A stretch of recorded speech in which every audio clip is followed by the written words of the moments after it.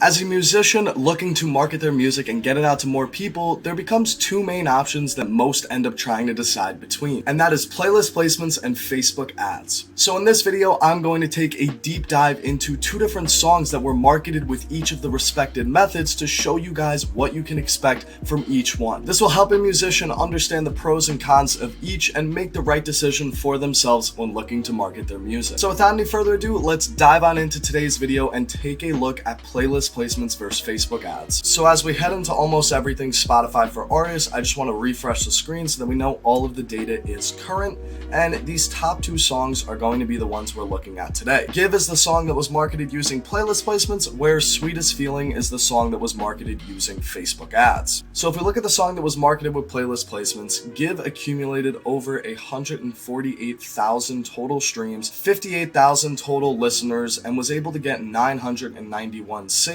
And as well, if we actually head over to the playlist section, it was able to get placed into 354 playlists. Whereas Sweetest Feeling, which was marketed with Facebook ads, has accumulated 108,000 total streams with 31,000 listeners. It's accumulated 10,253 saves and has been able to get into 2,893 total playlists. So now let's compare and contrast the numbers of the two. So between the two songs and the respective marketing methods, Give was able to get 39,258 more streams than Sweetest Feeling, meaning that in this example, playlist placements was better for actually accumulating streams. Now, when we take a look at listeners and take the difference of the two different marketing methods, we see that Give was able to get 26,713 more listeners than Sweetest Feeling, meaning again that playlist placements was able to generate more listeners. Now, as we take a dive into the more engagement-based metrics, let's take a look at saves. When we look at saves and take the difference of the two songs, we see that Sweetest Feeling was able to get 9,262 more saves than Give, where Facebook ads generated astronomically more saves than the playlist placement marketing. And now finally, as we take a look at the amount of listener playlists that each song was able to accumulate, we see when we take the difference of the two totals that Sweetest Feeling again was able to generate a lot more, with a difference of 2,539 playlist ads. So as we look at everything, we see that the playlist placements were able to generate more streams and listeners, whereas the Facebook ads were able to generate more saves and playlist ads. As we see, the playlist placements were able to generate more numbers, while the ads were able to generate higher quality engagement and better engagement from the people coming to the song. And now I'm placing in front of me the engagement rates that the two songs and the two marketing methods were able to develop, because engagement rates are very, very important when trying to get into the Spotify algorithm. And as we see with every single major engagement rate, Sweetest Feeling and Facebook ads are generating much more quality results, and that is quite simply the norm when it comes to Facebook ads. Facebook ads have a way higher ability to actually get people to listen to your music and convert as a long-term fan, take engagement-based actions, and actually trigger you into the algorithm. When we look on Sweetest Feeling, it didn't get the biggest algorithmic spike, but it was able to get 4,500 streams from Spotify Radio.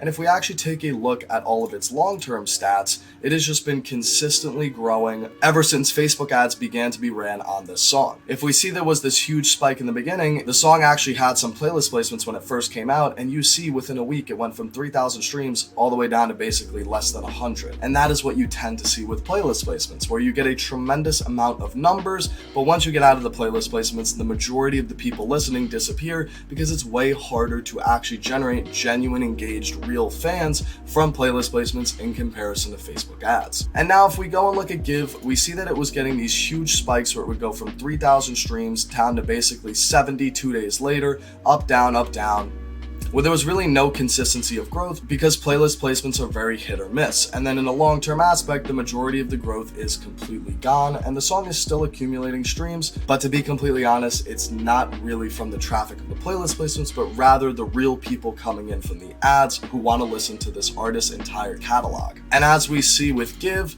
they did not receive as much love from the Spotify algorithm. If we scroll down, we can eventually find that they've gotten around 700 streams from Spotify radio, but the majority of the big performing playlists are just the playlist placements that the song was actually in. And now currently Sweetest Feeling is just finishing up its Facebook advertising campaign, so I do want to show one more thing that you see when you actually run Facebook ads, which you don't actually see when you run playlist placements. And that is, if we look at the entire catalog of songs, all of the songs have a minimum of 1,000 streams within the last month, and if we were to actually pull up one of the songs and look at that, all of this started to come once the advertising campaigns began, where Facebook ads have more of an impact on all of your other songs because the fans that you generate from Facebook ads have way higher intent to actually become an all-around fan of your music and not only engage with the song you're marketing, but all of the songs inside of your catalog. So at the end of the day, what does this mean for the artist and which marketing method should you be doing? I'm very biased towards what I think is the better for the artist's long-term growth and career, but I do want to give sort of a reason for each one of why you could potentially be doing that. So when it comes to playlist placements, I would really only recommend this to someone who cares about getting numbers and just wants to see millions of streams on their profile. They don't care if they're real people or bots and really just want to be running up numbers. With that being said, I would say that playlist placements is the method for you. Whereas if you care more about building a genuine fan base, having real people hear your music and become a long-term listener, and focus way more on quality over quantity, then I would say that Facebook ads is the marketing method for you. As you see with Facebook ads, you get way better engagement and signs of people actually becoming a fan. You have a higher likeliness to get pushed into the Spotify algorithm, and you also see much less drop off when completing marketing campaigns versus playlist placements. So like I said, if real numbers, real growth, and real people is what you care about, I would definitely recommend Facebook ads over playlist placements. And as we see when looking at these two songs, the metrics that you get from Facebook ads way more surround quality, where the metrics you get from playlist placements just really support getting numbers and quantity. So if you do want to learn more about how you can be generating these quality fans, running Facebook ads, and music marketing as a whole, I'm going to have a link below this video to a free mini course that you can go through that'll give you some more insight to how Facebook ads work, the various different music marketing methods and the pros and cons of each, and as well which one you should be using based off your goals and how you can use it to trigger the Spotify algorithm. So if you click the top link in the description, you will find your way to that free mini course. And I'm also going to leave a link right below it just to my website for the Fan Builder Blueprint, which is our in-depth masterclass teaching artists how to actually generate genuine fans on autopilot using Facebook ads. That's going to be the second link in the description. If you do want to see more examples of videos like this where we take a deep dive into the results that you can get from two different marketing methods, let me know in the comments below as I'll gladly make another video. And I also want to say, if you did find some value or enjoyed the content of this video, hit that subscribe button, maybe give it a little like, a notification bell, whatever you're really feeling. I would greatly appreciate any support that you show on my content. And coming up in a few seconds, I'm going to place 2 more videos that I think you guys could benefit from in the space of music marketing. So if you're looking to learn some more info, give them a look. But with that being said, I hope you guys enjoyed this video, and I will see you in the next one.